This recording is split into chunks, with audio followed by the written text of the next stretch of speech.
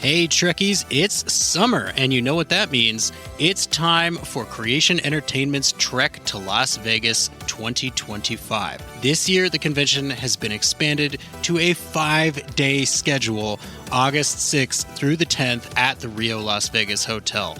Meet all your favorite Star Trek pros in one place, and hey, maybe you swing by Vic's Lounge and you see our panel. It's a great way to meet people in person and have some fun with your fellow Trekkies. If you can't make it to Star Trek Las Vegas, of course, there's also other events around the country this year. Trek to Orlando, August 23rd through 24th. There's the Trek to New Jersey, September 6th and 7th. And finally, the Trek to Chicago, November 22nd and 23rd. We're looking forward to meeting as many of you as we can this year. So make sure that you get ready to trek to Las Vegas. This is Akela Cooper, and you're listening to Open Pike Night. I know that tweaks your freak.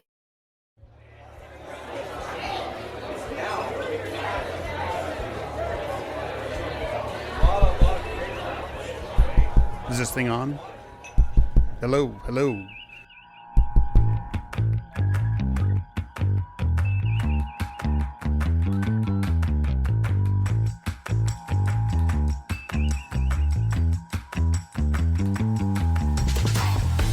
Welcome to Open Pike Night.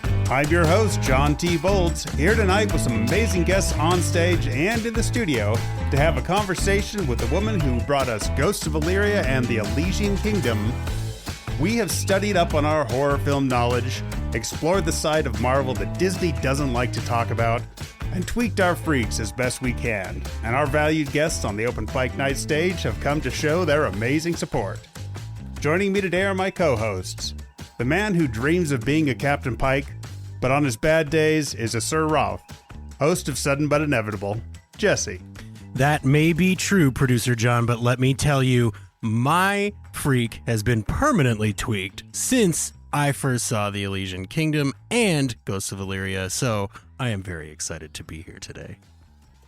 And the man who knows this is a Star Trek show, but loves the horror genre almost as much as our guest, host of Green Shirt, a newbie's trek through the TNG, Cameron. My dopamine levels are quite high. And tonight we have an amazing special guest joining Open Pike Night for the first time. A woman who made her way to LA from a far-off land, Missouri, and brought with her a passion for storytelling that has terrified us from deep inside, shown us what it means to be bulletproof, and taken us far beyond the stars to share what happens to our souls and ourselves as we explore the void. Akela Cooper, welcome to Open Pike Night. Hello, thank you for having me. Thank you for being here.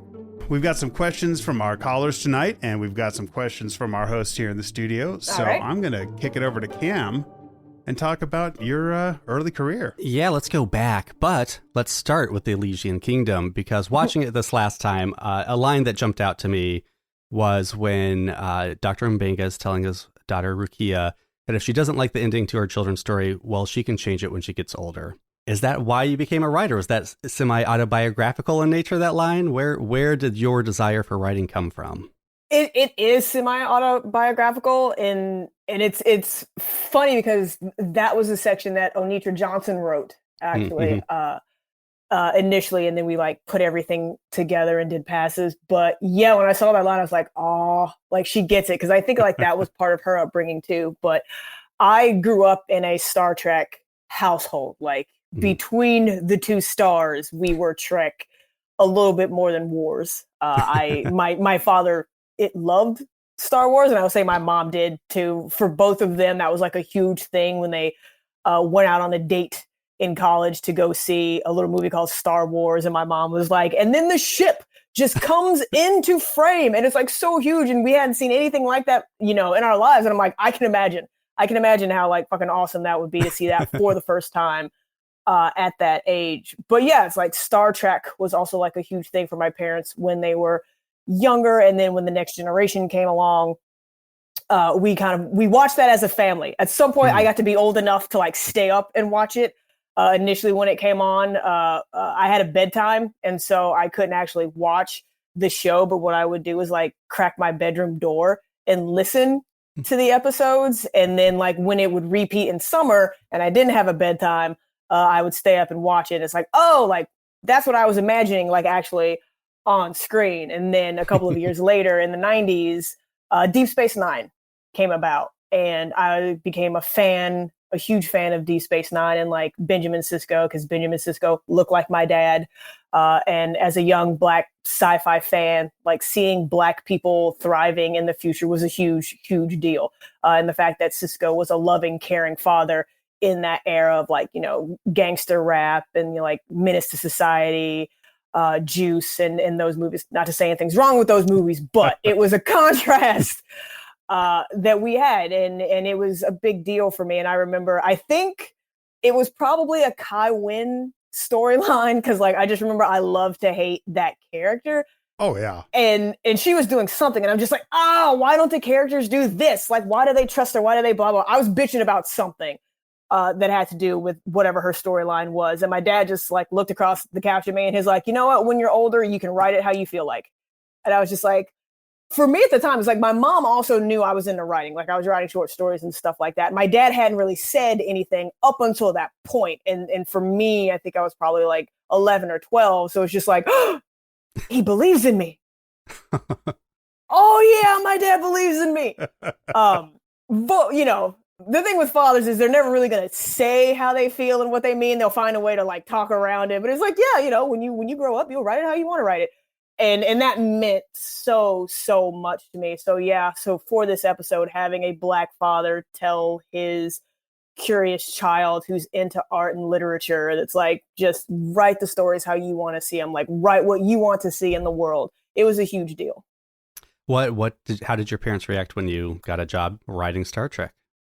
My father passed away a few years ago, sadly, but my mom, I got access to a cut through the system that we use. That's all I'm going to say about that. Mm-hmm. And so over Christmas, I showed her, it was pretty far along, but some of the effects weren't done, but she got to see the episode, and sitting on the couch with her watching it, like it meant a lot to her.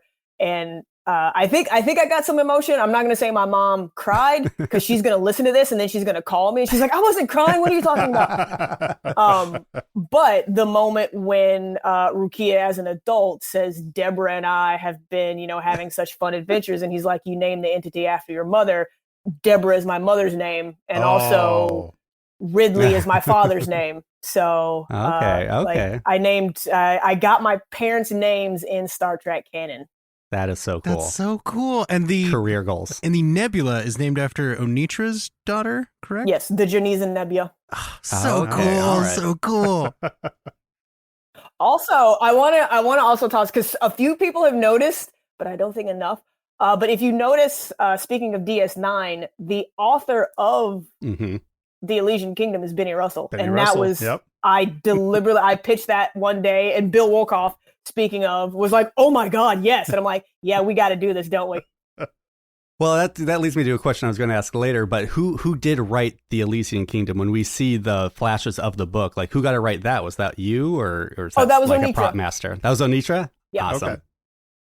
I noticed if you freeze frame, you kind of get like foreshadowing of what's going to happen in the story. It's super cool. Yeah. Very proud of her. If you could have written somebody on DS9, dealing with Kai Wynn, would it have been O'Brien being like, oops, I hit the transporter the wrong way? Or well, like who would you have had, just get rid of that problem for DS9? Garrick. Oh, okay. He is the type of person who, like, obviously he was a master spy, so he knows how to manipulate, how to poke. Taylor. Yeah. Humble Taylor, yes. He knows how to manipulate people. He knows how to read them and get under their skin. So I would have had him like messing with her and just getting her frustrated. And then, yes, designing her a new outfit that would probably, like leach poison into her skin. I like it. Well, speaking of dastardly ways to off characters, let's talk about horror a little bit, because I do. I think any horror fan of a certain age has an Evil Dead story. I know I certainly do. It's a very important movie to me. It's why I wanted and still do want to be a filmmaker, is Evil Dead. And I know that you have an Evil Dead story, so would you mind sharing it with everyone here? Yes, and I will do my best to tell this in a linear fashion. So I have an older brother and an older sister, and growing up in Missouri on a farm, my parents had free babysitters in my sister and eventually my brother. And, she would leave us alone with my sister, and my sister gave no fucks about what she was watching around her younger siblings. And I don't remember how old I was, but at some point, my sister had rented Evil Dead. And she was watching it, and I was watching it with her. And then you get to the notorious tree rape scene. Familiar, yeah. Oh, yeah. Yep. And at that point, my sister was like, "Okay, yeah, I don't know what else this movie is gonna do from here, and you've got to go to your room. Like, you can't." That's a fair line in the Santa Tribe, I feel. Yeah. But the thing is, like, had someone been murdered beforehand, she's been like, okay, fine. It's like, right. Whoa. They're starting this movie with tree assault. Okay, no. Yeah. Little eyes need to leave the room. So years later, I think it was 1991, Army of Darkness comes out. Yes.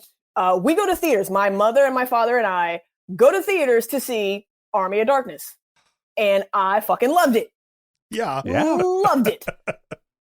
Years after that, at some point, like I am an elder millennial, I guess that's what they call us, or a zennial, which is that micro generation. Mm-hmm. So when our school started getting the internet, the World Wide Web, as it was known then, my friends and I, you'd each get like an hour and blah, blah, blah.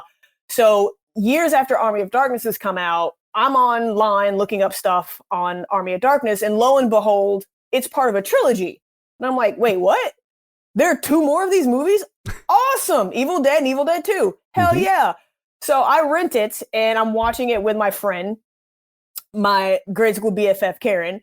And we're watching this movie, and I'm like, this feels very familiar. I feel like I've been here before. Wait. This feels seared into my brain. Right. What's going on? And then you get to that scene, and I'm like, oh, I've seen this before.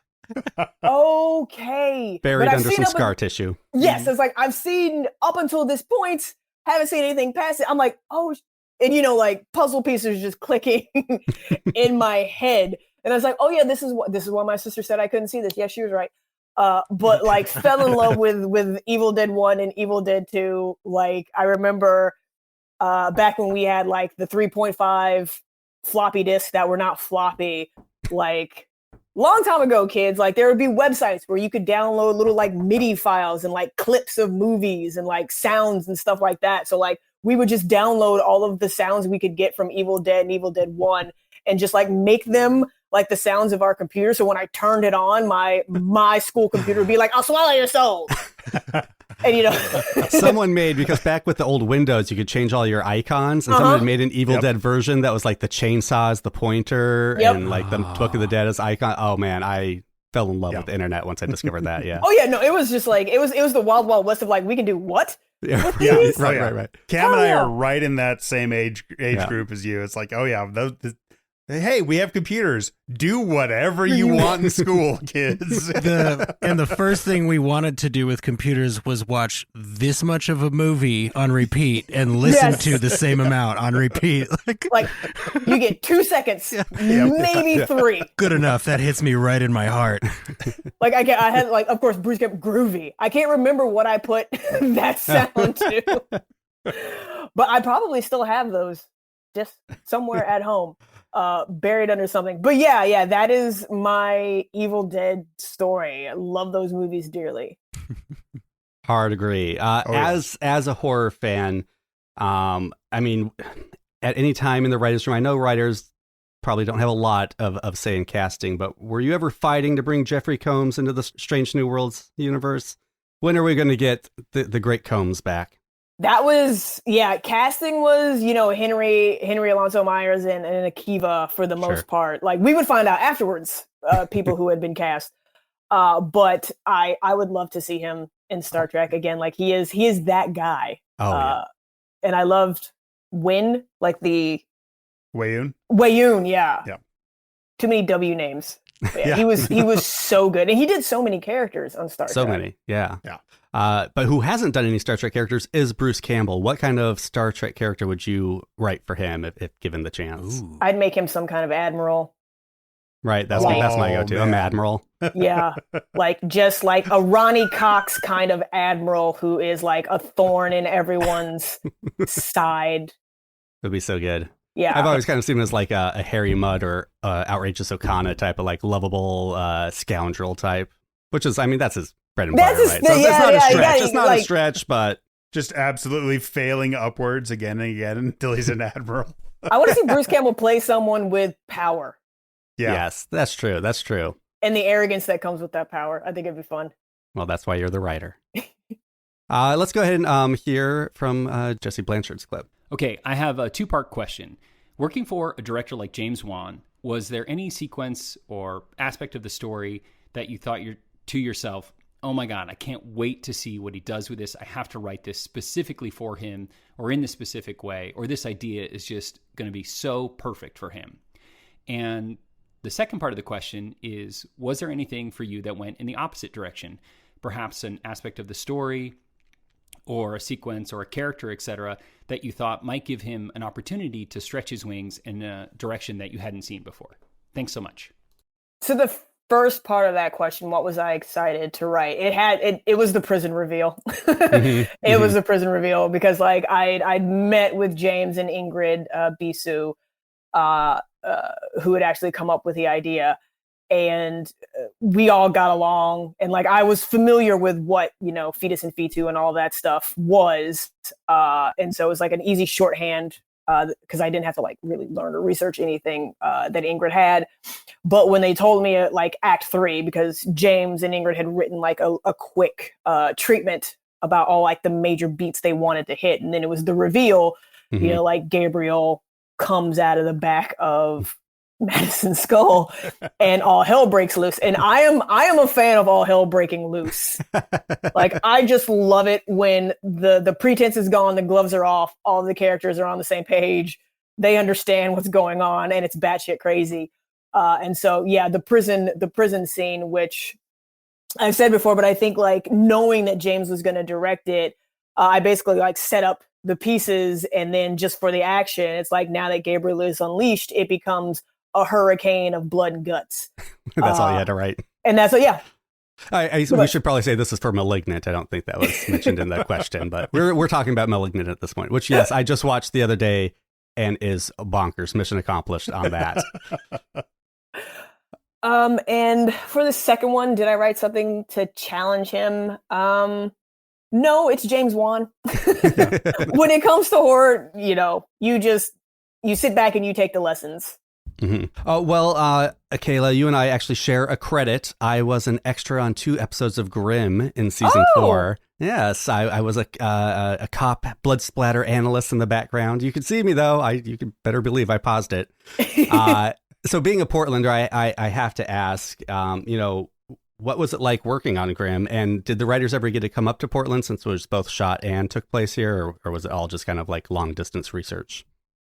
We did get to go for awesome. all of our episodes, and I even Nice. like took over someone else's episode. I think season 1, like Jose Molina, who wrote an episode, couldn't make it up, and I'm like, I'll go. We all loved Portland. It's such a fun city and such a great food scene. There's like you would try to like schedule it so that like you would be up there during a weekend, so you at least had like half of a Saturday and a Sunday to just walk around and eat. Yep. Heck yeah.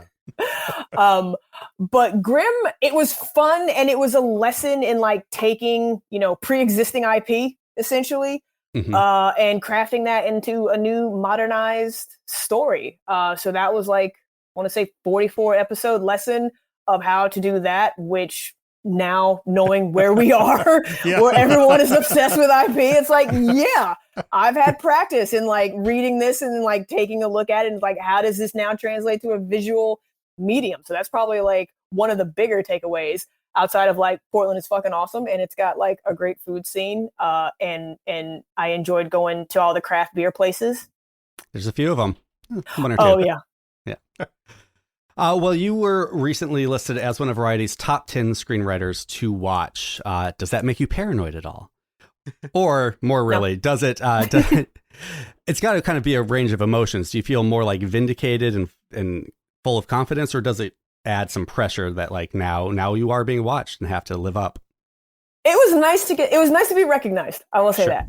After like years of toiling away, it's like, somebody else, it's like my agents, and I have like really good agents, and, my mom and my friends are all like, my cheerleaders and my champions, as well as my friends. But to have like an outside industry source go, yeah, she's got something. It's like, okay, all right, cool.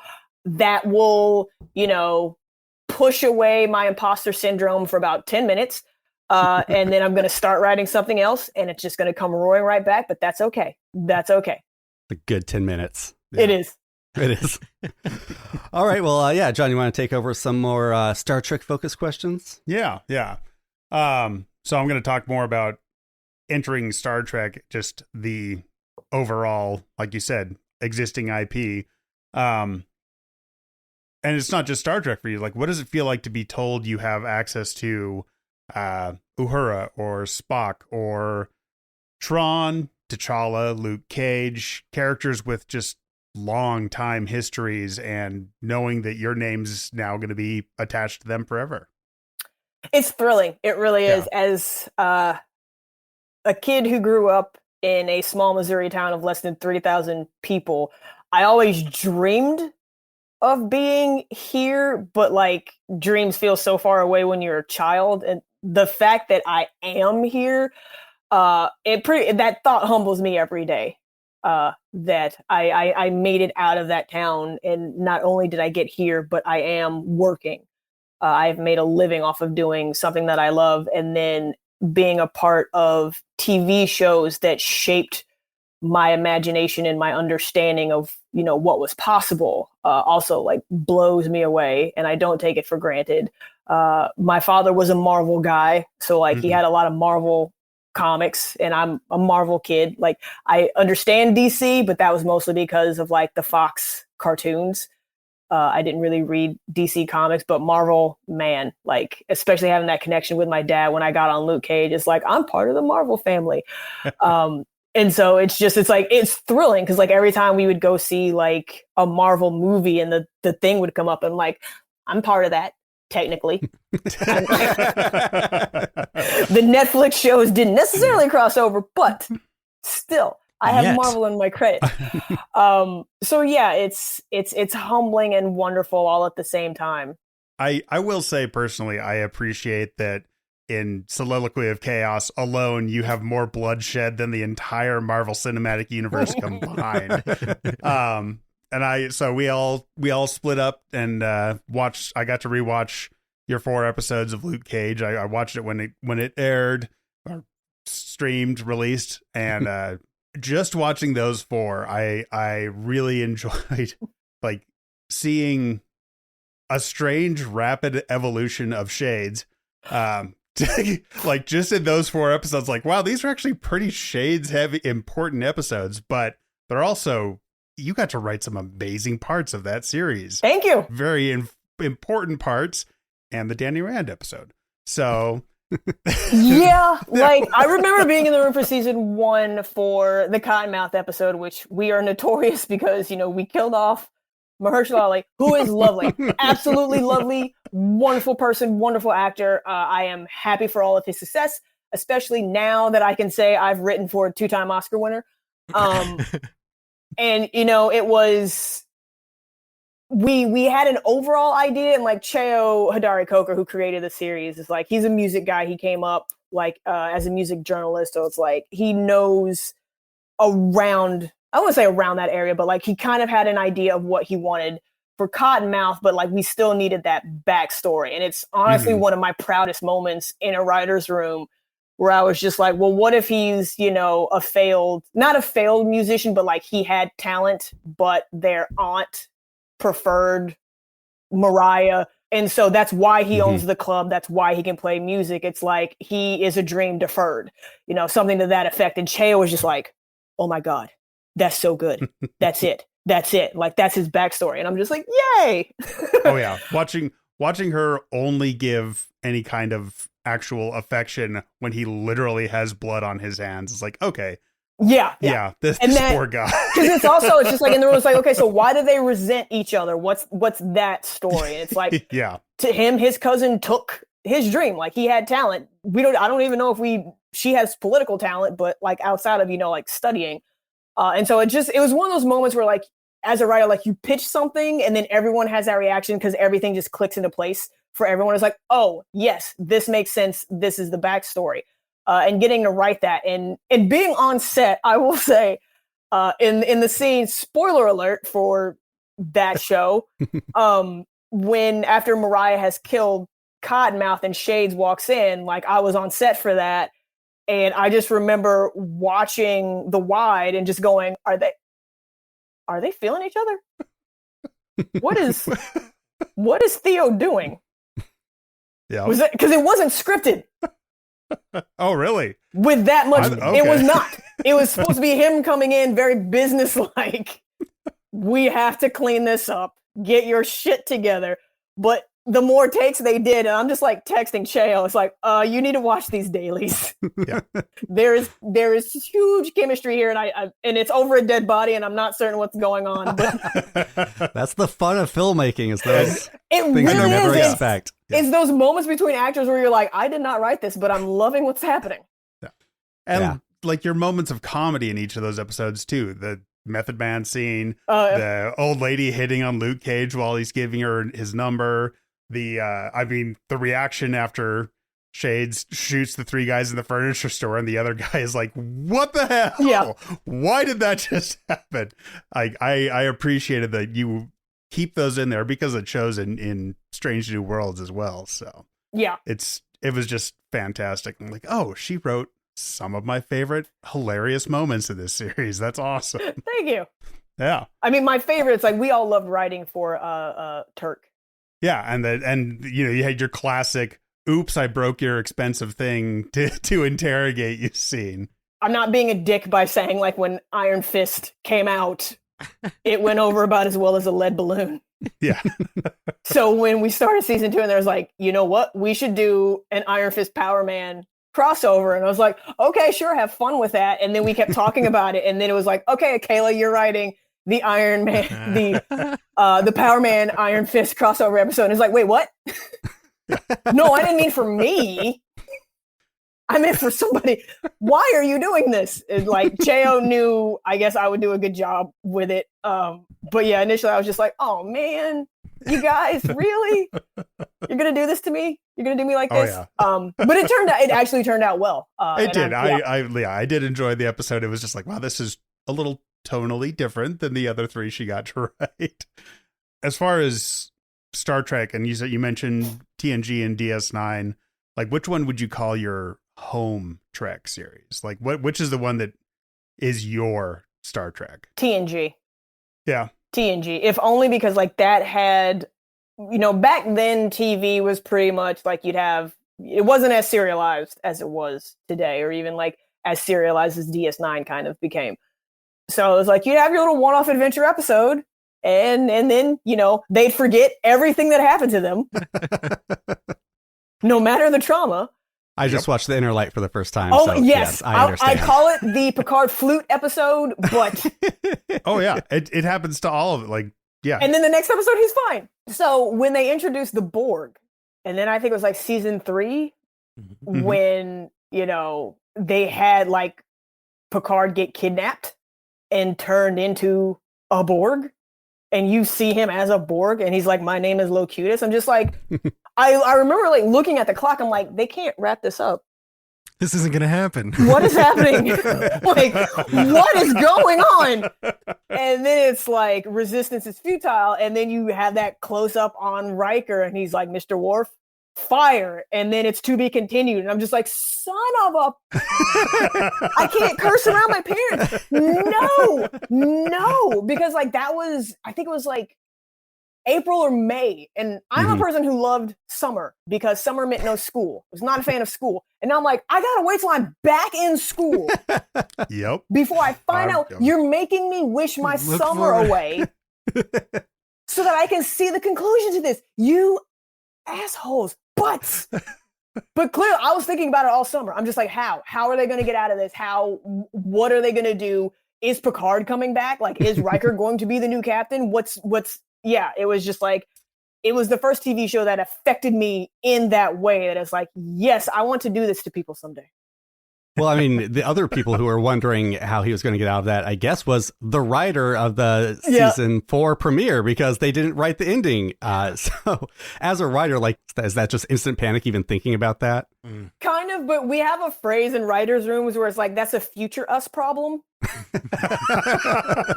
You just got to make post. I'm pretty sure this is how time crystals got invented. Keep talking. Keep talking. I think, I first heard about this like on Jericho when I was a research assistant. Mm-hmm. It was like one of the writers was like, that's a future us problem.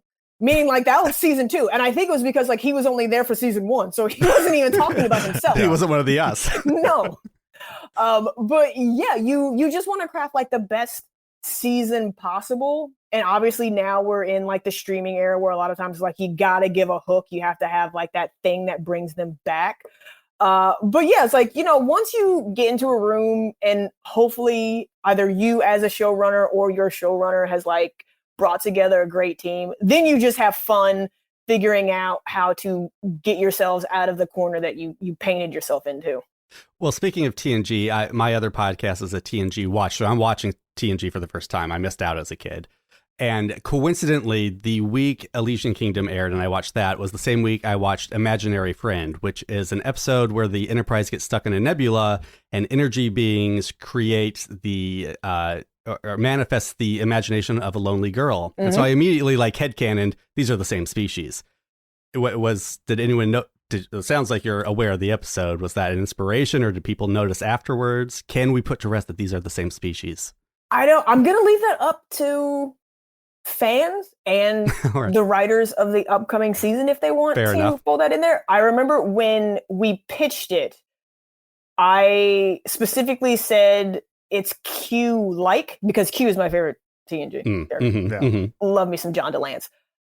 It's like it's Q-like except it doesn't have a body, but it's like in that vein because for those species Q is always what I go to first. But yes, who knows what the writers will do with that storyline in the future if they ever revisit Rukia and Deborah. It sounds like you know something. Do you know something? No. Okay. All right. Fans, she is nodding her head vigorously right now. I am not. There's a lot of winking happening on the screen. 2 thumbs up. Wow. Okay. I honestly have no idea, but like obviously it's Star Trek, so and you go multiple seasons. At some point, you're going to be like, we need to do a story. What can we do? And it's like, hey, why don't we revisit this? Right. Yeah. They've never brought back a crystalline entity or anything like that. No, yeah. I also love that storyline. It's just like it's it's an alien species doing what it do, and yet it's killing a bunch of people. And that old lady was like, "Fuck them crystals," and she vibrated that shit to death. Do you have a favorite Trek movie? Oh, First Contact. Yeah. Nice. Right. I mean, it's the culmination of, it's actually one of the times that like trauma has carried over in Star Trek, where Picard has like faced the fact that he was kidnapped and violated and like he's facing that enemy again. Alfre Woodard is awesome. James Cromwell is great. Like it's got humor and action and yeah. So in kind of the same vein, we've heard that Kevin Feige had to sign off allowing a character to even just say the words Captain America on, the episodes that shall not be named by Disney. Is there a similar process in place for Strange New Worlds or Trek IP, existing characters, previous characters? Like, how much do you have to get pre-approved when you have an idea for a script? The one thing that Akiva and Henry, had to discuss with Alex Kurtzman and his people at Secret Hideout was the Gorn. Obviously, like in canon, when Kirk encounters a Gorn, there's a whole thing. It's like, this is the first time we're encountering this species. So I remember that being a conversation. And then it's like, we're not going to show adult Gorn in season 1. It was baby Gorn. And so, yeah, like that's the only time that I can recall that's like, okay, this is going to be a larger conversation that, like, you know, it's above my pay grade. So it's like, gotta run up the flagpole. Yeah, you guys go have fun. But they approved it. So, and we got some like really good episodes out of it. Oh, yeah. Yeah. Absolutely. And a lot of good Gorn puns. Just on this podcast alone. What's been your favorite fan reaction to Strange New Worlds? What I wanted to happen happened, which was we had some Elysian Kingdom cosplay at Comic-Con in San Diego. A young Black woman, actually, like, my mom saw her on the floor before I did. I was like somewhere else. And my mom took a picture and texted it to me. And she's like, do you see this? It's like this young woman, like, it's so good. I'm like, it is so good. Tell her I said so. That's awesome. And then I guess she was at the panel later on and got to show her stuff in front of the cast, which was amazing. But yeah, like, I remember, you know, getting it approved, and I'll admit this, may get in trouble, I don't know. But, you know, like, when we came up with the idea, there was a worry about like the budget and the costuming for this. And I think at one point it was like, well, maybe we can like reuse the costumes from Reign, which was like the CW medieval show. And I was like, I think our costume people are going to love this idea. Like, they get to make costumes. And it's like, of course they are, but it's like, are we going to have the budget for it? Spoiler, we had the budget for it. And Bernadette knocked it out of the fucking park. Like, when we were doing prelims and she sent me and Onitra and Henry the designs, those PDF files, I was just like, I almost fell out of my chair. Like, I remember I was in the kitchen, like, just, oh my God, like, this is so good. And then you go through and, you know, there's like 3 for each one. It's like, do you like A, B, or C? And, you know, we just went through and like picked out the designs that we thought were the best. And then to get the dailies to see the cast in the costumes, having a blast. Like, watching those dailies was really, really fun. And I was happy that the cast like was feeling it and was enjoying themselves, because that's what you want. Especially after like a couple of heavy episodes, you want, you know, to give them a break and give them something fun. For like 2/3 of an episode. Yeah, I was going to say. You know. Well, Melissa Navia has said on this podcast, suggested that she may go as Sir Adia for Halloween as well. So I mean, it's good. And it was like, when I think I told Bernadette this, or maybe like Henry and Onitra, but I'm like, there's going to be so much cosplay of this at conventions and stuff in the future. And I was like, and we did that shit. Yeah. Now, I did notice that you have a Star Trek Day hat on. That part is true, fans. The other thing we were saying was mostly a joke. But at the most recent Star Trek Day, they did ask the fans, like, you know, what is your favorite memory from season 1? You know, how do you feel? Everybody answer at once. And it was sort of a joke. But the cast, with the chemistry they have, kind of all looked at each other and they all at the same time said, 8. Episode 8. We all loved episode 8 the most. And I gotta ask, how, you know, as a writer, how does it feel to have the actors say something like that? It feels good. I mean, it's because a lot of times, like, even on shows, like, you write in a vacuum. And I know for me personally, I was just like, does this dialogue make sense? Is it good? I'll do my best to like say it out loud to like make sure it sounds natural coming out of a human mouth. Yeah. But even then, it's like, I know what I mean in my head when I put it on the page. And so I was like, is it going to translate? And again, it was just like that worry. It's like, are they going to think this is too goofy? Is it too silly? And I mean, like, we wanted, you know, everyone to kind of have like different personalities from what they had on the ship. And like, Pike is so upstanding and so brave. Where do you take him? Like, you make him a coward. And I'm like, is Anson going to get this script and be like, these women made me a coward? Like, you know, like, how's he going to feel about that? Because, you know, having worked in this business, sometimes actors can be sensitive about that stuff. And so it's just like, to know that like they were happy and they were having fun. Because one of the first dailies I got was when Mabanga comes in and Anson as Sir Ralph has to be like, do you want some wine? And, you know, like, all of this is like, move. And I'm just like, oh my God, he's having so much fun. Like, even in the dailies, I could tell him like, he's having so much fun. And I was really happy that like Anitra got to go to Toronto and cover set. And so we were texting and she was just like, everyone is loving this. They're loving it. And I'm like, good, great. Like, we did our jobs as writers, essentially. What's been the weirdest fan reaction to Strange New Worlds that you've seen? Pike's hair, probably the obsession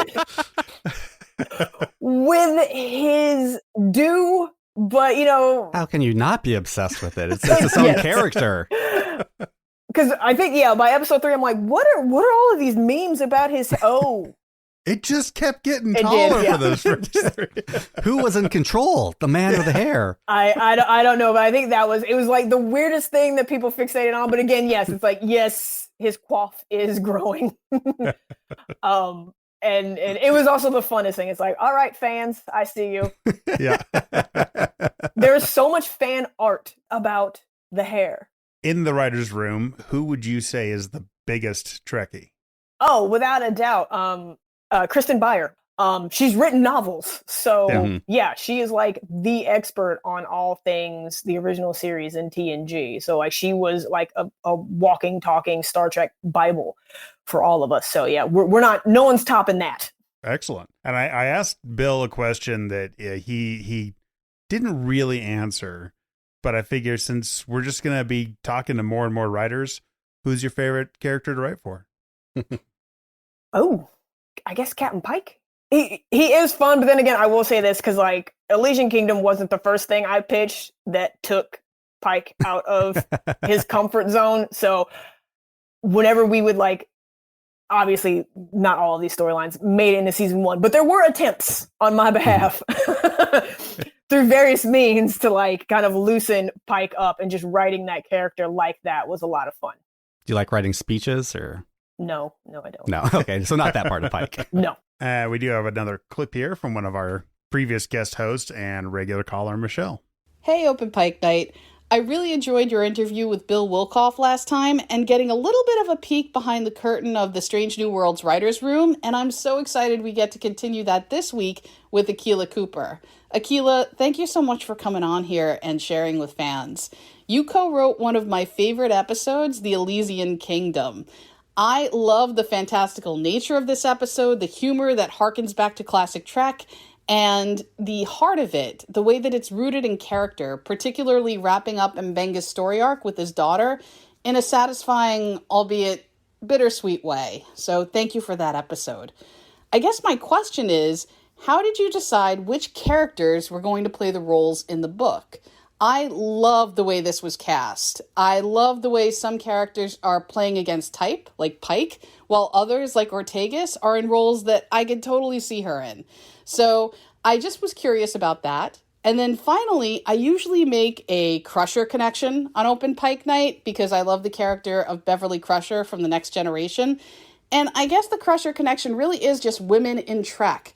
I am so glad to see more women involved both on screen and behind the scenes, in the writer's room, in the creative process.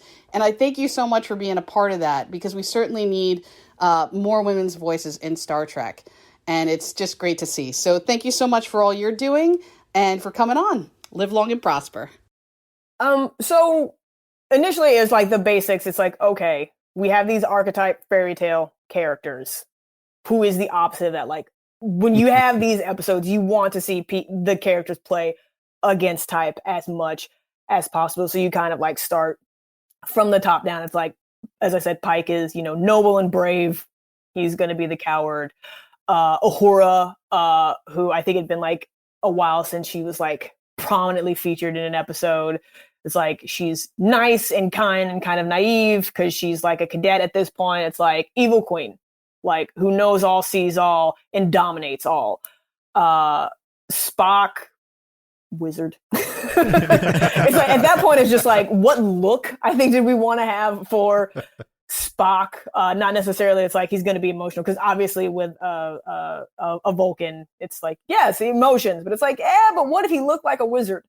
And for just everyone else, it was just like, yes, like, okay, who do we have left? And it's like, this person would be fun as this. Obviously, Nurse Chapel stayed where she was. It's like we did need that medic, kind of like spiritual healer person. So that was still essentially her, except magic and not science. it was really just like plug and play. And then, but yeah, and Himmer is obviously, it's like, again, the other wizard, and Himmer is like a very science-based person. And so shout out to Anitra for, like giving him that dialogue. It's like, science is the best magic and stuff like that. I was going to ask who the credit for that. That was Anitra. So yeah, it was basically, it's like, yes, it's like you take the archetypes of the fairy tale that's like, who do we want to see do what? And obviously, number one, still kicking ass, taking names, with a hint of sexuality in there, which credit to Akiva Goldsman. That was his pitch. Well, here on Open Pike Night, we are famous for saying more Tegus, give us more Tegus. And your episode did give us the most Tegus. Was that an intentional choice? Did you know you were writing the Ortegas episode of the season? No, it was just like, who's going to accompany the king? Like, it needs to be his biggest, it's like his protector, and that is Ortegas. And then like writing her dialogue with Ralph, it was just like, this is a fun back and forth between them, and the fact that they can't stand each other was also like a lot of fun to write and to have the actors play with. So it wasn't intentional. It literally just happened naturally as we were crafting the story. I mean, did you know those two had such great chemistry? Because, I mean, just rewatching the episode, I was just like, these two are so... I could watch a whole episode of just those two playing off each other. Everyone in the cast has great chemistry. Like, That's true. It's true. Shout out to our casting directors and our showrunners. Like, they cast the hell out of this thing, and it works because, like, immediately we were like, oh, the ship feels lived in. It feels like these people have been serving together, with the exception of Uhura, for a while. And they have chemistry in their little moments when he's like hit it and all of that other stuff. So to have them get to play more with each other, that was just icing on the cake. Maybe you could settle a bet here for us. Was Sam Kirk, did he get turned into the jester that we never see, or was he Runa the dog? Because there's a little bit of a debate on here. I don't know. Or other. Other. It was other, because I think he was down in engineering. Okay. When it happened. So all right, yeah, he might be one of the forest dwellers. We do plan to ask Dan what he thinks happened, so we appreciate that. That's wow. I'm sure this is going to be like a Rorschach test. It's like, who do you think Sam Kirk became? It really says a lot about a person. And I'm going to pass it off to Jesse here in just a second to talk some more about Strange New Worlds. But I will say what you were talking about earlier with Jericho and with, you got to get your hooks in. I'm sorry, but the first episode of that season all the way to the final episode of that season got its hooks in, and I can't believe they would cancel that show after one season. Luckily, it was saved for a little bit, but what was, do you remember any of the stuff you got to research for that? Oh, yeah, I'm probably still on an FBI watch list because of the stuff I had to research for that show.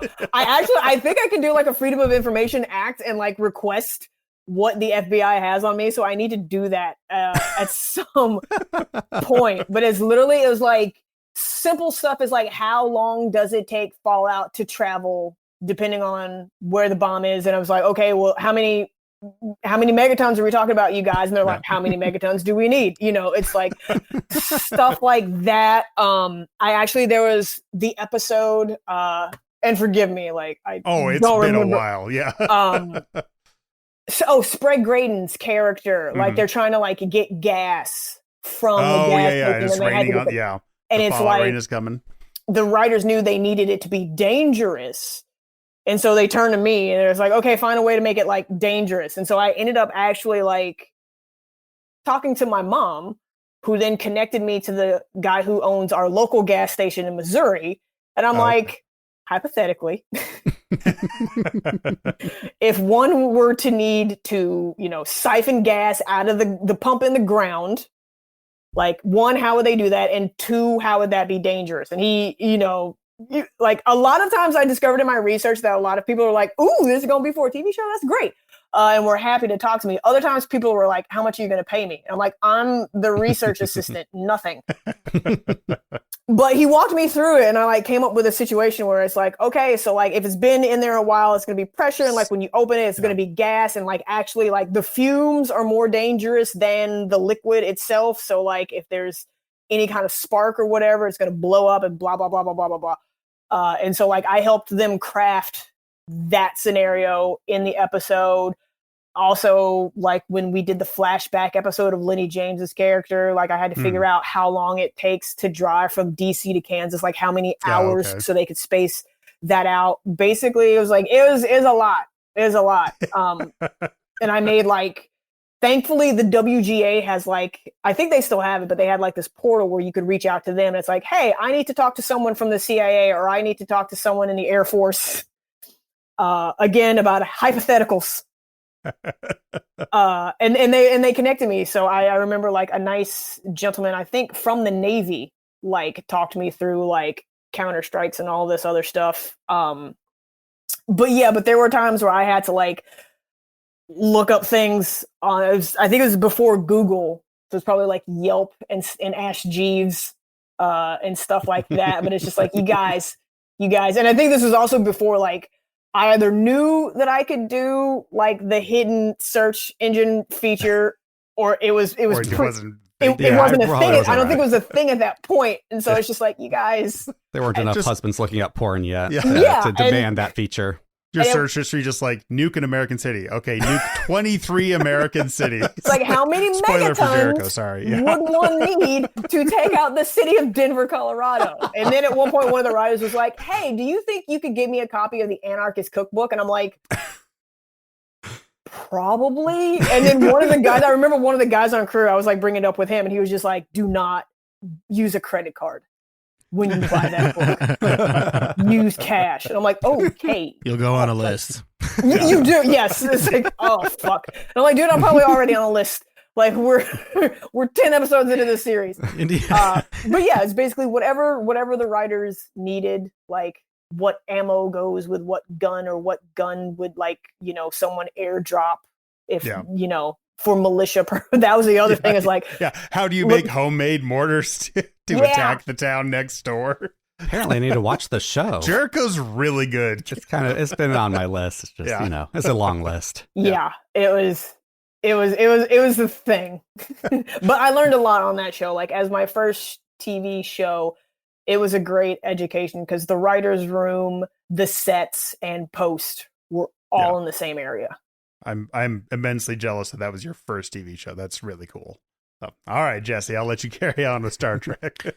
Well, I would love to do that, Producer John, but first I've got to mention Tron Uprising because of course, what I do. I love Tron Uprising. I love Tron in general, but Tron Uprising was one of those shows where I was like, how is not everybody into this? Like, I love this show.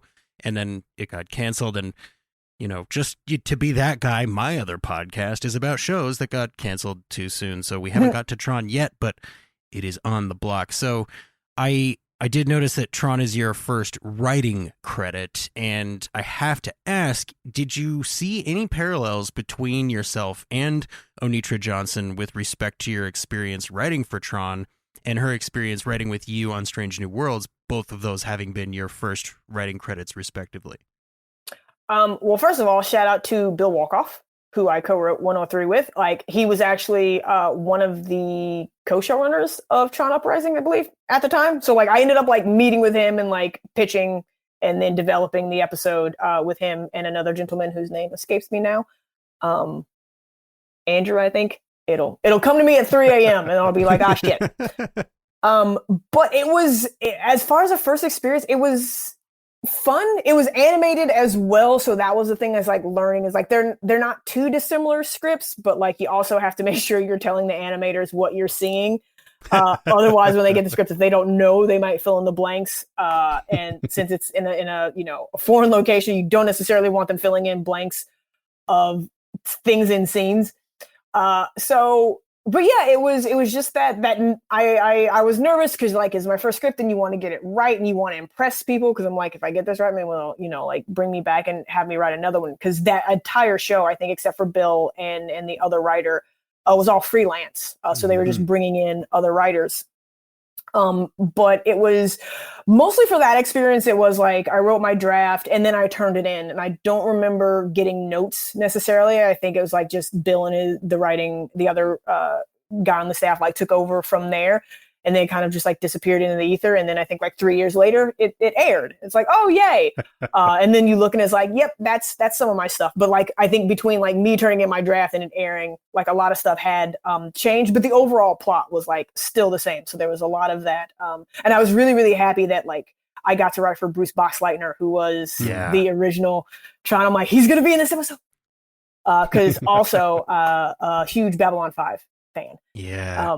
I have to ask, did you notice anything in Onitra's experience, this being her first show, where you were like, oh, I remember feeling that or that moment? Or Oh yeah. I having worked my way up the ranks and like been a writer's assistant in a couple rooms, it's just like I feel that need to like not necessarily protect, but to mentor, like, you know, those in the assistant positions, because I've also been in places where assistants have been abused.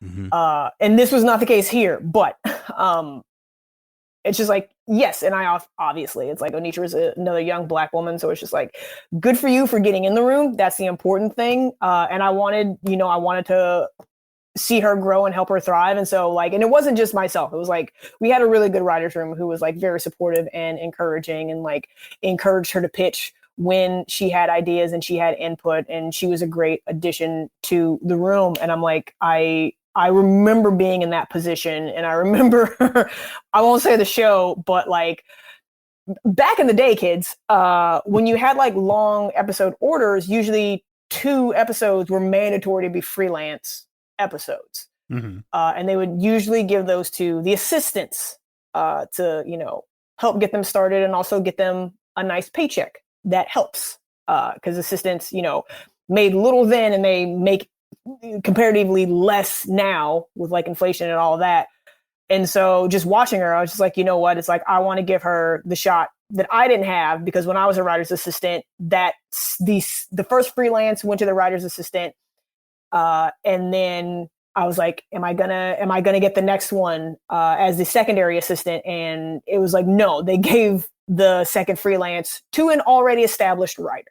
I just gotta say, that's really cool that you both recognize and decided to take part in that responsibility, because it sounds like that's not necessarily standard in the industry. So no, cool. And it was what was done for me. Like on my first staff writing show was V, the reboot of the 1980s lizard aliens eating gerbil series. And Scott Peters created it and show ran it, and as did Jeff Bell was the co-showrunner. And I remember how I felt, like, because everyone knows there were issues, but this was before the issues with season 1 of V. We had a 13 episode order per usual with like first season shows, and we'd gone through like the first round of like who's gonna write what.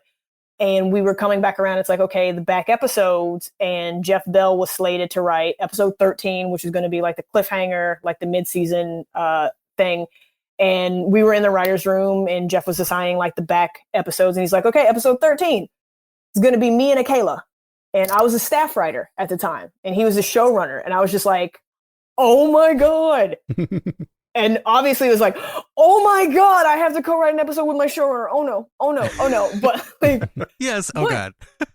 But the fact that like, I don't know what he saw in me at that time or what made him make that decision, but it was huge for me. It was a huge feeling for me, because I didn't think I was going to get like another, because I was co-writing an episode earlier with another writer, actually Charles Murray, who I would go on to work with on Luke Cage.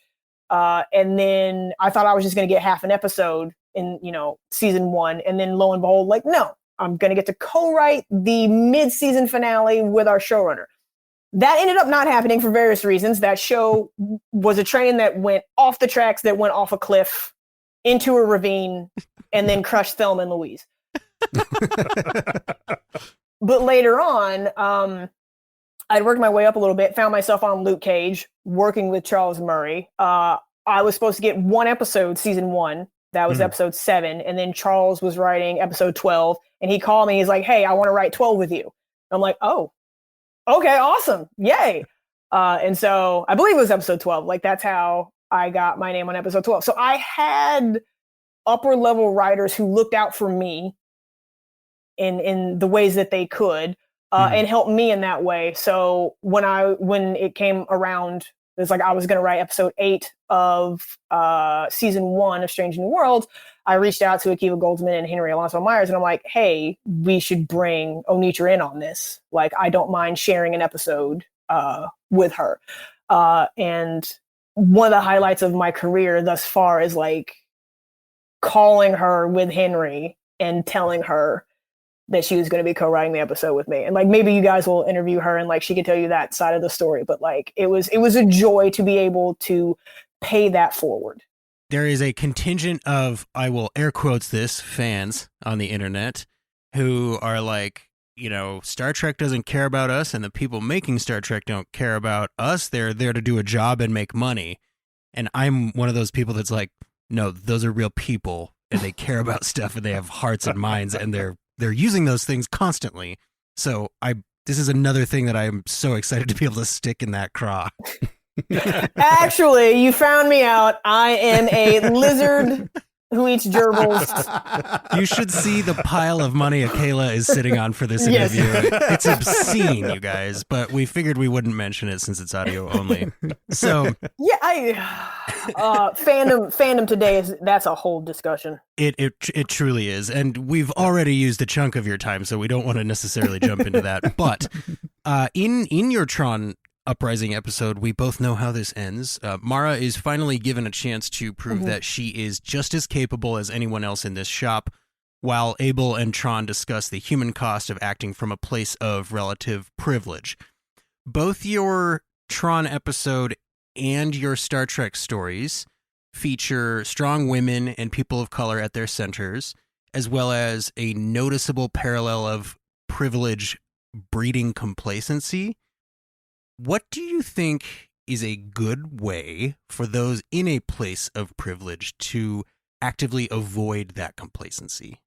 Be aware of what's going on and like listen to, I guess, for lack of a better word, the oppressed people when they bring you those problems. Because a lot of times like the complacency is just like, I don't want to do anything about it.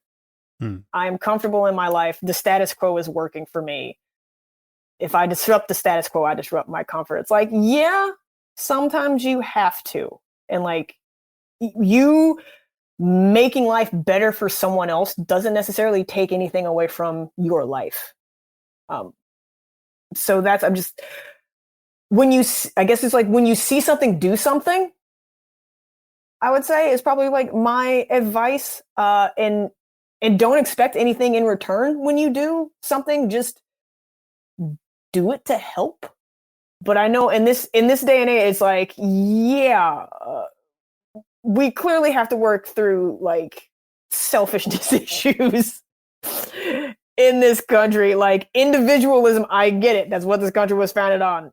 But at someone is like, no, we do actually have to start thinking about others and in a way caring about others, even in a selfish, in like, I need to do this in order to protect my own ass. Like, if nothing else. Helping society inherently helps us. Yeah. Like, just learn that lesson.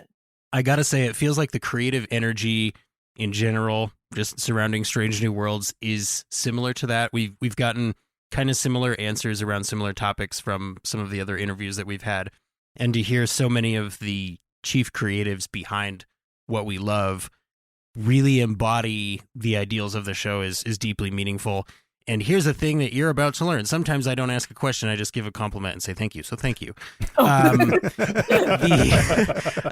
But it happens. But both it's usually about this point in the interview. Yeah, both Mara and Una get to end their episodes with a bit of a sigh of guarded relief and some cautious optimism for their respective futures, right? And moments of loving approval from their superiors. And you had kind of talked about that from your folks has there been another Abel or Pike in your life, for lack of a better term, whose well-placed faith in you think deserves a thanks?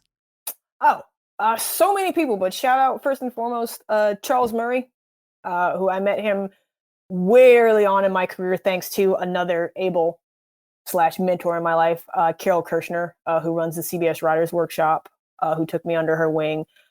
Lee Redman, another excellent woman who was an exec at CBS. She actually got me the job on Jericho. She put me up. She knew they needed a research assistant, and so she put me up for it. And because she is such a good exec and a great person, they hired me sight unseen. Wow. Just on her recommendation. So like, I would not be sitting here were it not for her, probably. And Carol Kirshner and Charles Murray, who like helped me navigate all like the green areas about, being a staff writer on staff for the first time, and avoiding as many pitfalls as he could help me avoid. Jeff Bell is another, like I just, talked about how he was willing to like split an episode with his staff writer, to give me another, shot at writing an episode. Dan Evans, Derek Hughes, shout out to my Blurred crew. It's like, you need people to lean on in this business, and I lean on them a lot, and I love those guys. And yeah, my mom, my dad, who we know are listening, so we will cut out any of the swear words from the joke you tell later. My mother knows. She knows. This is not her first podcast rodeo with me. Very cool. Well, then we'll leave it all in, and we might even make some stuff up. So, you said cocksucker a lot. I'm like, did I? It seems like that was like the main thing. Yeah. And I'm like, weren't you a fan of? She was a fan of Deadwood. Like, she probably said it more than I did. Just in describing me. 17 a lot. Yeah. This is we also lied about the video aspect. We're gonna add a counter to this, like they did in that one episode of South Park. So, Ghosts of Illyria does feature a little bit too familiar of a medical mystery, if I may, and an archaeological mystery and a personal mystery as well. While the Elysian Kingdom has almost the entire crew's perception altered without their knowledge, and this mysterious entity is playing out an unknown fantasy.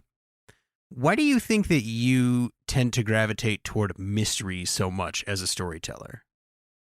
I don't know. Here's the thing. Like, I was assigned to these episodes. The Elysian Kingdom, like, we like, that was all us as a staff. And shout out to Robin Wasserman, who, like I said a while ago, it's like you have that pitch that just ignites the room, and like all those puzzle pieces, click in. And like, we were struggling to like figure out what to do with the entity, and like how we knew we wanted to bring in fantasy and, yada, yada, yada. But Robin was the one who said, is like, well, what if Rukia is the dreamer? And we all just were like, oh, whoa. And the floodgates open. And I think like we broke the rest of the episode like that afternoon. Like, it was just like, it's this, and this. Ghosts of Illyria, like, that was, it's like, hey, Akela, you and Bill are writing this, and then we came up with the plot. So it wasn't like I was like, ooh, mystery, I want that one. I think how I was assigned to it initially was that like it was going to be the horror episode. Mm. Oddly enough, Bill ended up writing the horror scenes. And I got the other stuff. But it was great, and it was a lot of fun to like try out those new muscles. I myself am not necessarily a mystery person. I don't think I'm clever enough to write, mysteries on my own. So it was great to be in a room to like break out that story and come up with the clues that they need to follow and that stuff. Because on my own, I'd have been like, I don't know, light. Call it good enough. Yeah. But yeah, no, it was like all of these episodes, especially like they were group efforts, like, and we had a hell of a time and a fun time, like coming up with these stories, like some of which made it, some of which didn't. Sadly, we had to kill some darlings, but I think overall we have a very strong first season, which is really all you can aim for and all you can ask for. I will just go ahead and say I feel that is a bit of an understatement. It's the strongest first season of a live action Trek ever, I think, is the consensus. Well, thank you. Absolutely. So both your episodes, both of your Trek episodes, deal with the importance of stories and their power. The Illyrian scrolls, of course, in the book in the Elysian Kingdom. What is a responsibility that you feel storytellers have? To share your perspective and your experiences in a way that gives the audience empathy, especially an audience that isn't familiar with your background or, your experiences, your life. Entertainment is a window into other people's worlds, and we can dismiss it, but one of the best examples I think we'll ever have of like it happening in real time was like when Will and Grace was on the air. It changed, especially like conservative middle class, like it changed their perception of gay men. Mm-hmm. And it helped usher in like not necessarily an acceptance overall, but it changed people's perspectives. And it like, even if you didn't necessarily have a gay child or a gay relative, like you liked those characters. And if those characters weren't, bad and awful, and like, so that has to say something about all of them. I don't want to discount the effect that had in changing public opinion in that way. And it's like also, movies like Boys in the Hood, like opened a lot of people's eyes to what was going on in the inner city and like how tough that life is. Like even I grew up on a farm in Missouri. I didn't know what life was like in South Central LA, but it gave me a profound empathy for the lives of those characters and those people. And so I think that like, and this isn't like, no one has to write like profound life-changing works. You can write a comedy, but still, when you're having fun, you can find a way to like open people's eyes to a new way of thinking. I really like that answer. I think it's one of the more Star Trek answers we've gotten to a question like that. So, wow.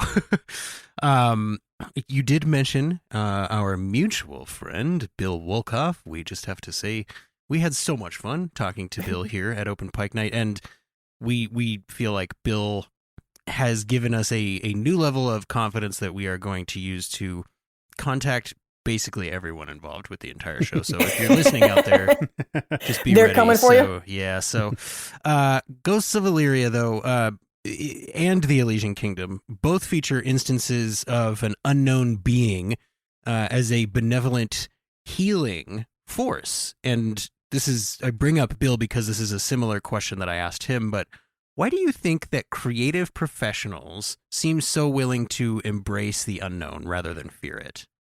Because that's where the stories come from. Those are the challenges. Like when you have the familiar, it's like, I know how this is gonna go. I know what happens if he goes down that road. What if he goes down that road? And then I can just make up shit on that road.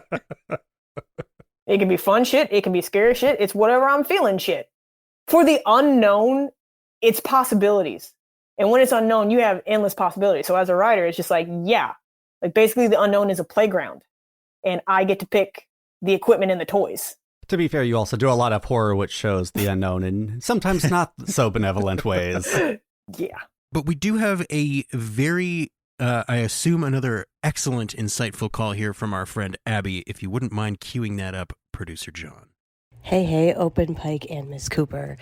I am so thrilled to get to ask you a question about the Elysian Kingdom, which was my very favorite episode of Season 1 of Strange New Worlds. And I have to say, as a parent, that ending just wrecks me in both the best and worst possible ways, because when it comes to your children, choices like that are impossible. But what really got me was how I was not expecting to have that type of emotional reaction after the first half of the episode, and how the tone went from so jovial to so serious so quickly. And even back in Ghosts of Illyria, there was some of that balance between the humor and the serious. And I was hoping you could speak a little bit about what that's like as a writer, to have such different tones within one piece of your writing. Thanks for the great work. And at Open Pike, thank you so much, as always, for being amazing. Hope all of you and yours are well. The tonal shifts, I guess, wasn't conscious on my part. Like, when I was writing it, it wasn't like, now the tone shifts. It's like, here's a key change. It was, this is where the story is going. This is what it needs to be. This is the moment that he has to let go, essentially. And so it wasn't conscious on my part. That was like, this is now comedic and fun, and now, okay, different brain set. I have to be serious. I can just do all of that. I guess I have just like a very like linear way of thinking about it. It's like, this is the scene. This is what the scene needs to be. And then, you know, it's up to the director at that point to handle how it shifts. But our director did an incredible job because it is seamless. And it was, you know, that's what you need it to be. But I guess because it's in my mind and like how we broke it, it's like, oh yeah, no, this was just inevitable. Like, this is where the episode was always going. So there was no, it's probably a bad answer and I apologize, but yeah, there was no like conscious tonal shift in my mind when I was writing it. Well, let me ask then, and I mean, I first of all 100% agree with every single word Abby said in that clip. She mind melded with me there. But I noticed the tonal shift too. But I also noticed through your work there, you seem to combine different genres and tones often. I mean, Grimm is police procedural with like fairy tale horror. Luke Cage is superhero meets crime drama. Malignant is just a roller coaster of genre and tone. And then, yeah, Elysian Kingdom, which I think, for my money, is the funniest and the most heartbreaking episode of Strange New Worlds. Like, do you find yourself attracted to kind of combining those different elements at all? Maybe it's genre more than tone, but... It's usually genre more than tone. Like, for Elysian Kingdom, these kind of episodes are always my favorite kind of episodes in sci-fi genre shows. I don't know if there's a specific name for them, but like Cupid in holodeck episodes. Yeah, like Cupid, like the Next Generation, like even the X-Files, Jose Chung's From Outer Space, where Mulder and Scully are just like, you know, you see them from the perspective of other characters, and they're like silly and and it's like, and they got to play that. And it's like, I love that stuff, like Supernatural, hands down. Like some of the best of those episodes. And so like I like that playground. I like to go to that playground. I was like, this is what we're gonna do. It's gonna be, you know, the fantasy episode. We're gonna play it with these tropes. But it was also, it's like we were wrapping up the M'Benga Rukia storyline. And I just felt, I was like, given the fact that he's been keeping his daughter in the transporter and what happened with Ghost of Illyria, is like he's gonna get court-martialed, and that's gonna be bad. And this alien entity is giving not a way out, but like offering a way for his daughter to not only live and thrive, but to do that with immortality. Yeah. Like, what parent wouldn't? And I am not a parent, by the way. Onitra is. I am not. But my thinking is like, it's heartbreaking, yes. And like when we discuss this, like, it absolutely needs to be heartbreaking because no parent wants to like let go of their child. Which is why I was like, well, she's got to come back, and she's got to come back as an adult and tell him she's fine. It's got to be quick. Thank you. Yeah, it's got to be quick. But I'm like, you guys, we can't. This has to happen. He's got to know she's okay. Otherwise, he's going to be a sad man. Even though this is Star Trek, like this is not one of those things where like you're just going to forget that trauma. This is not Picard and the flute. But it's like, yeah, it's like, no, this, and it's the impossible choice. It's like I can't remember who said it, but like great drama isn't about a good choice and a bad choice. It's about a bad choice and a worse choice. Like that's where it lives. And so it's like, yeah, you can, she's going to live, but she's not going to do it with you. Or you can keep her and try to find a cure that you may never find. Yeah. So, with the clock slowly ticking away, and and so that was that when we discussed this in the room, and it's like, no, he's got to let her go, and she's got to. I think it was emphasized more in the script. I think there was still a line where it's like, I think like Rukia did it, where like she erased everyone's mind. Like that was her and Deborah. Like she fixed that for her father so he wouldn't get in trouble for trying to save her. I was going to ask, was there ever a draft where people did remember? Because I kept waiting for that button. No. But I see why you wouldn't, yeah. No, it always ended with him talking to number one, to Una, and telling her, like, I've just been through something extraordinary and no one else will ever understand. And she's like, try me. Yeah. You have successfully and impressively stepped into some very high pressure creative situations. What if you could just give one piece of advice to creatives in general to help them avoid burnout? What would you say? One of the best pieces of advice I've ever gotten, I'm still struggling with this, by the way, but is to have some kind of hobby or interest that has nothing to do with if you're working in the entertainment industry, it has nothing to do with the entertainment industry, or if you're a novelist, has nothing to do with novelists. Like, it takes your mind completely away from the source of your joy and your stress. And like, you have that to give you a break. I enjoy exercising to a certain degree.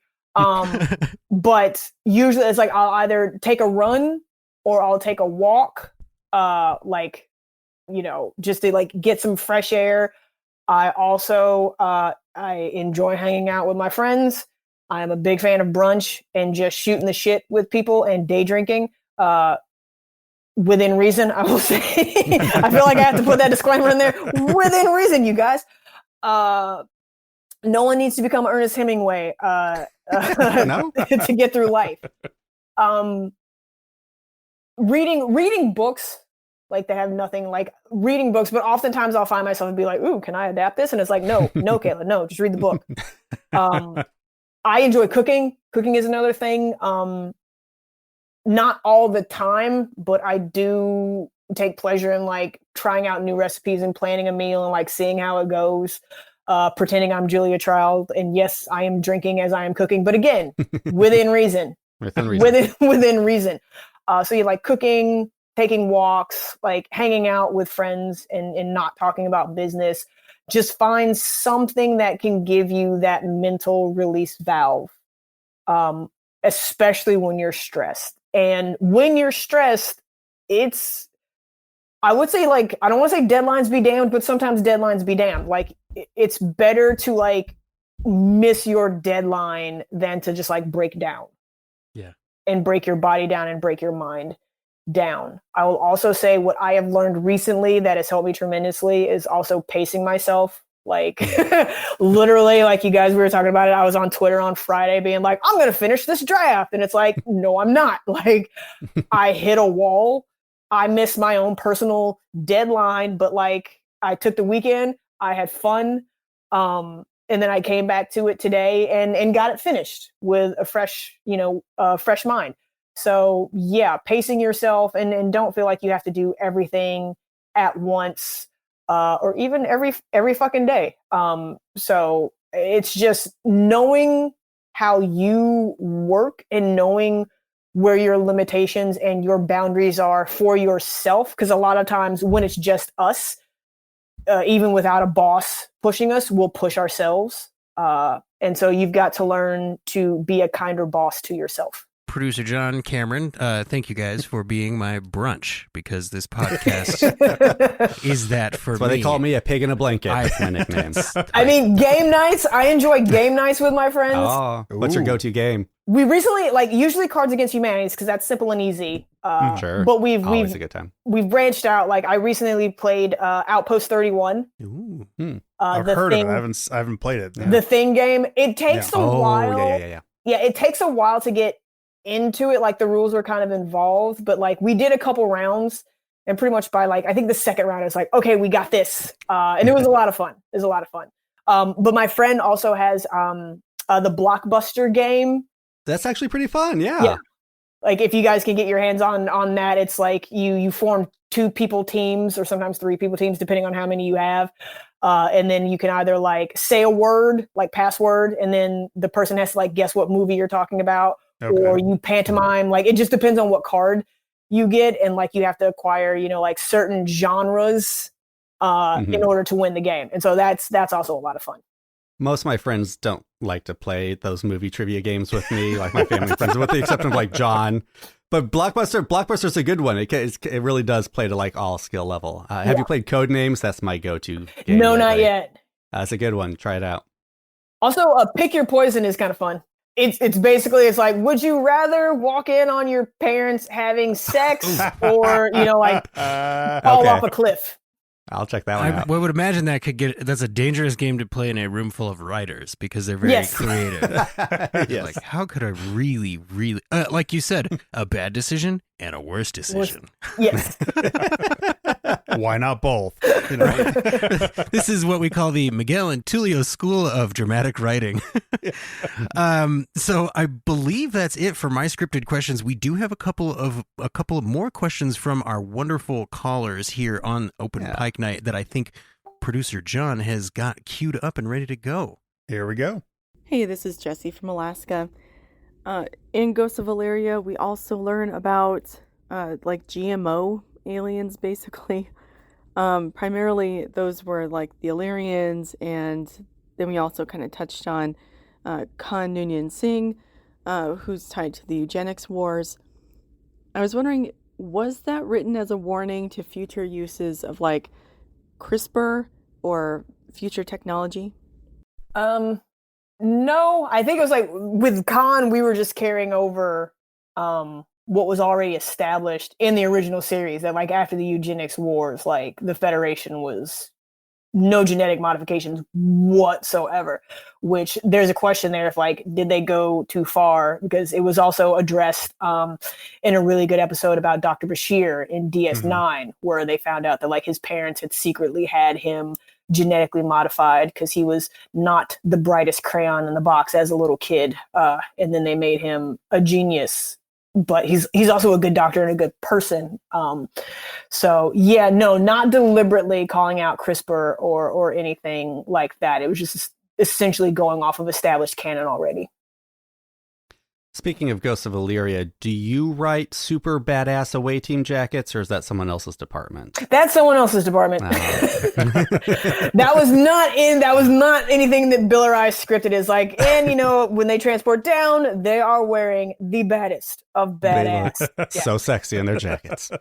Again, we're trying to get, we want to be able to walk down a convention floor and been like, yes, Strange New Worlds.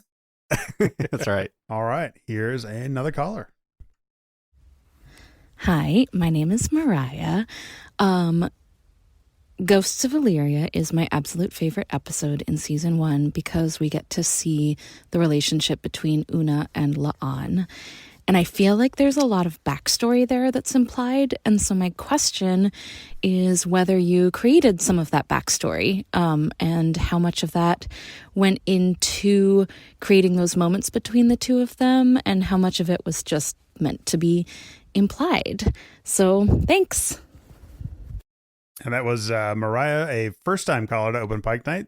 Mariah, thanks for joining us. Some of their backstory just became organic. Like Akiva Goldsman and Alex Kurtzman. Oh God, I'm forgetting the female writer's name. Jenny Lumet. Yes, thank you. Sorry, Jenny. Like when he wrote the pilot, like Lon Noonien Singh was already established. So when we were going through this, and we knew that the Illyrians were going to be the GMO aliens, genetically modified, and that was illegal. I think it was just like a natural conversation in the room where it's like, well, how is Lon going to feel about that, knowing who her ancestor is? And like, and then it became it's like, well, how does Lon feel about her ancestry and what it means? And it's like, is she in line with the rest of the Federation? And is also like an opportunity to, because the Federation is usually, it's depicted as a utopia, even though there are cracks and you still have bigotries. And this was like a way that's like, yeah, no, they're not all like nice and polite. Like there are people in the Federation who have this bigotry. And like, so where does Lon stand in that? And then it's like, she's uncomfortable with it, not necessarily as a bigot, but because it's like when you grow up with people bullying you and looking at you sideways just because of your last name, that's going to have some kind of effect. And it's like in our natural conversation, it's like, what is the bigger violation between these friends? Is it the fact that she is genetically modified, or is it the fact that your friend lied to you? And then we were kind of leaning towards, the latter half of that. So all of this just came through a natural discussion, like among the writers in the room, about like how these characters would feel about each other. And obviously, like, Una has been hiding this her entire life because she was like that, I guess, small town kid who dreamed of getting into the Federation and like exploring the stars. And it's been eating away at her. And now, when she's been revealed to a person that she cares about, who is Lon, and Lon rejects her, it's like, fuck. And then we're just like, well, can they find a way back from this? And I think we touched upon that in the episode. It's like, it's like, it wasn't necessarily that you were genetically modified, which I do have feelings on coming from Lon, but it's like, you're my friend and you lied to me. Like that's the bigger betrayal. And that's what we, wanted to hook into, that it was like a more personal stake than just like a stake based on bigotry, especially for Lon. As a writer, speaking of playing with the tool set, the playground, the different playground structures, as a writer and as a lifelong Star Trek fan, do you get like a joy from using the technobabble, like say an ion storm? And are you and Bill responsible for the largest ion storm in Trek history? Maybe I don't know. Like Kirsten Beyer would have to tell us if we are. But technobabble is hard, y'all. Go on, tell us. It is hard trying to figure out, like, and I was the person who was like, I was watching either Next Generation or DS9 because they would run on BBC America in the afternoons back in, God, when we do this, 2020? Yes. And so I just had it on. I'm like, okay, what is Geordi saying? What is this? And then like you would get on the Wikipedia, it's like, okay, so we have an ion storm. Where have there been other episodes with ion storms? I need to watch those episodes. And it's just like, oh my God, what are they saying? What am I saying? What am I writing right now? How do I need to describe this engine failure? Did you watch other episodes with ion storms? Yeah, there was do they have like a list? There was Can you just like type in? Yes, you just type it in. Like it's the Star Trek wiki thing. Okay, like you can just type in I okay. think Ion Storm, and they'll give you a list of like the episodes. And there was like a DS9 episode it was a comedic episode because it was like Quark and his brother Rom, and they needed to like get back to their, and like they needed to like get back to their planet to talk to the Grand Nagus or something. At the beginning of the episode, you have, I can't remember the Klingon's name, and Cisco talking about it's like, yes, the ports aren't coming in because there's an ion storm. And I'm like, that's it? That's the only mention? Yeah, that's Memory Alpha for you. That's how detailed Memory Alpha is, yes. Yeah, and I'm just like, oh, fuck. And so then it's like, okay, what's the next episode? What's the next episode that talks about fucking ion storm? I need your shit together, Memory Alpha. Like, I need descriptions. I don't need just mentions. But it was fun. It was fun to watch the episode again. But yeah, and we also we had a really, really, really great technical advisor who basically would read the drafts, and then she would get back to us. She was like, yes, no, you can't really do this. Like, if you're going to do this, this is kind of the realistic way that would happen. And she would actually be just like, don't call it this Star Trek technobabble. You can actually call it this. So we had help. But yeah, technobabble is not my favorite thing of Star Trek, I will say.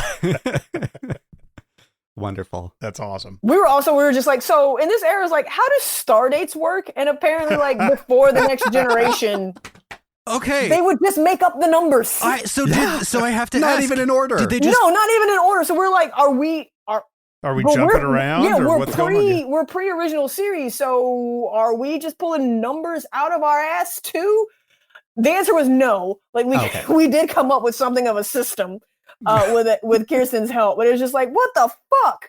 I have to ask if you remember any semblance of how that system works, because it is not apparent to viewers. No, I literally, we would just be like, it would be like XX dot whatever year we were supposed to be in, and then I think we'd either ask Kirsten or like someone else in the production is like, what star date goes here? Just tell me what star date goes here. Wow. Okay. So they were the ones pulling numbers out of their ass. I was going to say there's a huge contingent of fans now going, I have to know. I'm going to look at it and figure out what the formula is. I was 3. Like Bill and I were 3. So it's basically I was like, okay, so what was 2 and how much time has passed? And I'm like, just tell me what to write. Just tell me what star date to put in here. This is, and I'm actually also on record as having said, I hope they never formalize that and make it make sense. That's one of my favorite parts of Strange New Worlds. Yes, but at some point, like Next Generation did have a method to the madness, which is like it's where the ship is placed in relationship. I want to say to Earth's sun, but some Star Trek nerd is probably going to be like, no, that's not right. But I just know it's like where the ship is in space in relationship to either Earth's sun or whatever the nearest sun is, and that's how they do the dates. Time is relative in space, so... And it's only so well thought out because we just found out they have January on Bajor, so it's... I mean, it's like when you find out that like the Klingon language was invented because James Doonan just started making up shit. Yeah, because he was bored and wanted more voice credits. I didn't know that. That's awesome. Oh, yeah. Yeah. That's great. And then someone had to come in and formally take what he started with and make it into a language. Yeah. It's not like now where you hire the guy who invented Dothraki to invent another language. It was, I made some sounds, make that work. Yeah. Or it's like, I guess this is a verb. And that's a noun. They don't conjugate in Klingon. Yeah. Where do the apostrophes go? Everywhere. Wherever you want. All right, we do have one more caller, one of our super fans, Peter. Hi, Open Pike Night. It's Peter again. Thank you, Ms. Cooper, for joining Open Pike Night today, as well as for writing The Elysian Kingdom, one of my favorite episodes from Strange New Worlds. I have a quick question about that episode. If you can play one of the fantasy characters from that story, which one would it be? Thank you, and I hope we see more of your work in Season 2. That's a good question, Peter. It is. Oh, probably like Lady Audrey, probably. No? Yeah, I like the idea of the healer. I opened this, but that dopamine line where she like leans into frame and asks how her dopamine's, it's so good. That moment, it's just timed so perfectly. And the line timing throughout that episode, like Babs has a couple of line deliveries where I'm like, how did the whole crew not just lose it? And they probably did. They right? did. And They did. And the dailies, they're just constantly his laughing. reaction to the singing was like, wow, I can't. Yeah, Great. Yes, just I watched that with my daughter the other day. I was able to get her to watch an episode of Star Trek with me because I was like, it's the princess episode, and she had to watch all of La'an's scenes, and she was going around the house singing that La'an's little the whole day. I made a horrible mistake. Yeah, that was great. Who's responsible for Ortegas's I did that to a man once regarding squeezing a brain through a nose? I think that might have been Akiva or Henry in one of their rewrites. Oh, okay. That's another one I always forget about, but when I rewatch it makes me laugh out loud. Yeah, because I think it was scripted differently in the original draft. The one that I always forget that... I mean, I hate it. I'm sure your original one was better. No. Look, like, to anyone who wants to work in TV, this is how it works. Like, you will write your draft, and then the showrunner, creator will take it and do their pass, because the voice needs to be uniform. That's why they're called the showrunner.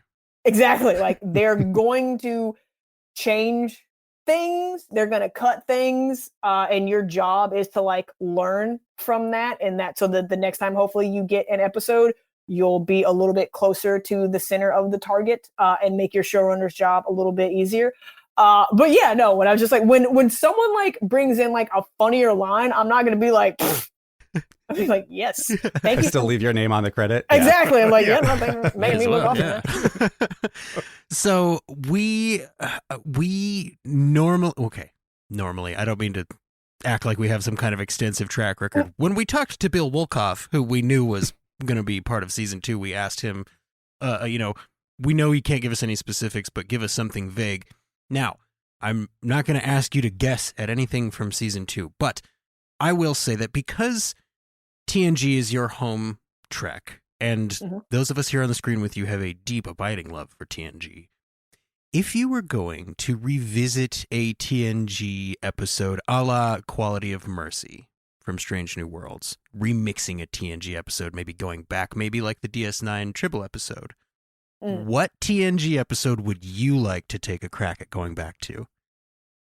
For whatever reason, the episode where Beverly Crusher was fucking a ghost that lived in her grandma's house. That's going to make so many of our listeners so happy. Yeah. We have huge I don't fans know. of that I episode. literally, y'all, it was the first thing that popped in my head, like the image of her on that couch. Well, that has something to do with her grandmother, right? So it could tie in with the Strange New Worlds timeline. Oh my God. It very well could, but it's just like, I'm like, what was, because that's the episode everyone's just like, what was up with that episode? Like, what was happening in the writer's room? Exactly. I haven't seen it yet, but what was going on? I don't even know, like, just to like have Pike go back to that time and be like, wait, you did what? Actually, it wouldn't even be going back. Sorry, Star Trek fans. It's going forward. It would be going forward. Yeah. Like, he gets propelled into the future, and where he lands is an Enterprise doctor having sex with a phantom. Yeah. There's nothing saying that the Telosians didn't turn him into a ghost and put him in a candle. I'm just saying it could be Pike the whole time.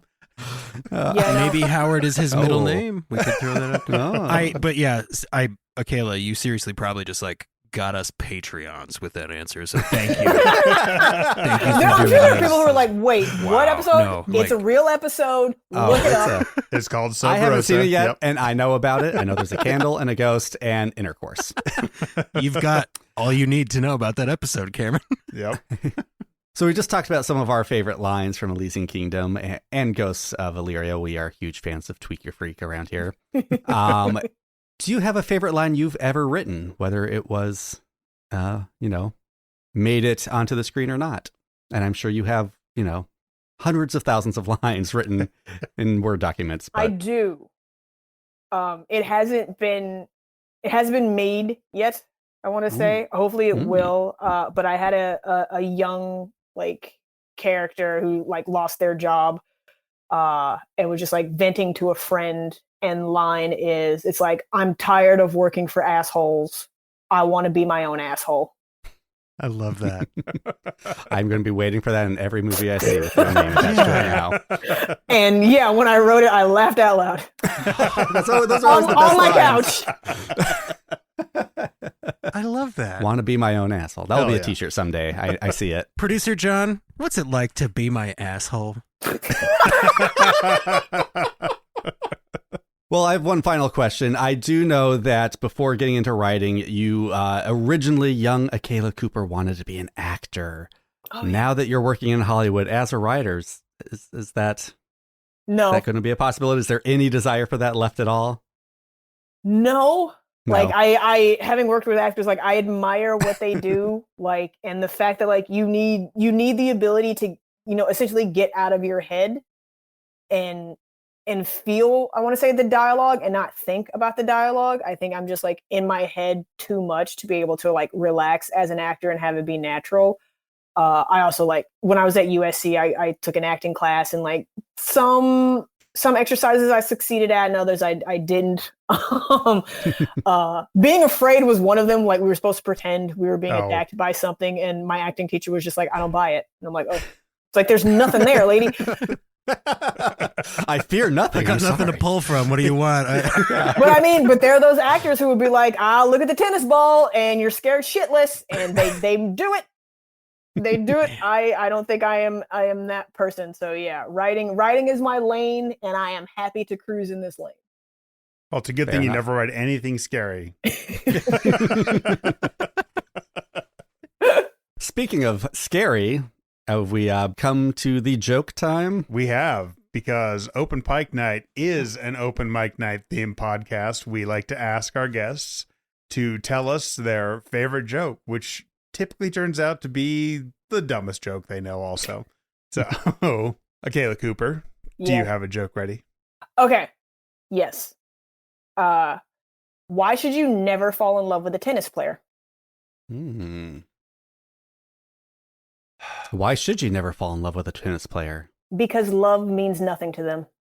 Oh, I was like, I know there's a love term involved. I don't know tennis enough to know the connection. Yeah, there it is. But I'm going to echo Cameron and say I feel smart because I got it. Exactly. I learned something with that joke. Just not completely. So thank you for teaching me. Absolutely. Thank you very much. Is there anything you'd like to tell our listeners about coming out that you're working on, that you're able to talk about? Things that I am able to talk about. Yes. My next feature film that I was lucky enough to write and that got made, Megan, from Atomic Monster, Blumhouse, and Universal, comes out Friday the 13th in January 2023. Okay. All right. So be on the lookout for that. Megan with a 3, right? Megan with a 3. There is an upcoming interview with the aforementioned Onitra Johnson. Akela Cooper, is there a message or a question that you would like to leave here at Open Pike Night for Onitra when she gets here? Onitra, you are awesome, and I was very proud to have written this episode with you. I guess I would ask, what piece of advice would she give to someone who was in her position? Because Onitra was our writer's assistant in season 1, and congratulations to her. She made the jump to staff writer in season 2. So whatever tidbits of advice she has, let her roll with that. Nice. Thank you very much. Obviously, it's pretty clear that we are all big Star Trek fans, but, this is actually one of those things that this is my thing that you were talking about. This is my brunch. This is my escape. This is my thing to focus on without focusing on things. And I am beside myself. Thank you so much for spending some time with us. This has been great. Yeah, thank you for being here. And super great interview. Yeah, so good. Awesome. Akela Cooper, thank you once again for joining us on stage tonight to share your experiences with Strange New Worlds, writing, and creativity. All right, gentlemen, thank you so much. Thank you, Akela. Thank you very much. Bye. As always, we want to keep every episode of Open Pike Night free for all. And to make that possible, please head on over to patreon.com/openpike.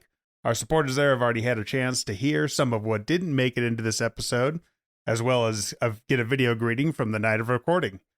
One of the many benefits you too can have when you become a patron for as little as $2 a month. Jesse, how else can our listeners help?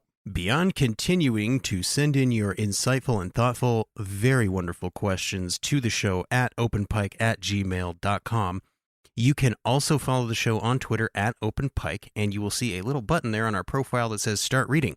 That button is going to get you signed up for the Open Pike Night Crew Manifest, which is a free newsletter that goes directly to your email that keeps you up to date on who our next guest is going to be, what kind of help we need to put together the next show, and how we can best amplify your voice. Cam, where can people find you online? Yeah, as I mentioned earlier in this episode, if John did not viciously cut it out, I do have another podcast, Green Shirt, A Newbie's Trek Through the Next Generation, where I am the titular Green Shirt watching Star Trek The Next Generation for the first time. You can find us wherever you're listening to this podcast, and if you want to follow us on Twitter, at GreenShirt87.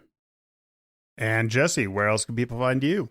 If for whatever reason you need more of me in your ears, you can stay right here in this podcasting app and look up a show called Sudden But Inevitable. That's where I turn longtime friends into first-time fans of the shows I feel they probably should have seen by now. Of course, starting with a name like that, with Firefly, and with Firefly's 20th anniversary right around the corner, literally tomorrow as we record this, go check out Sudden But Inevitable because I bet you something special is coming down the line.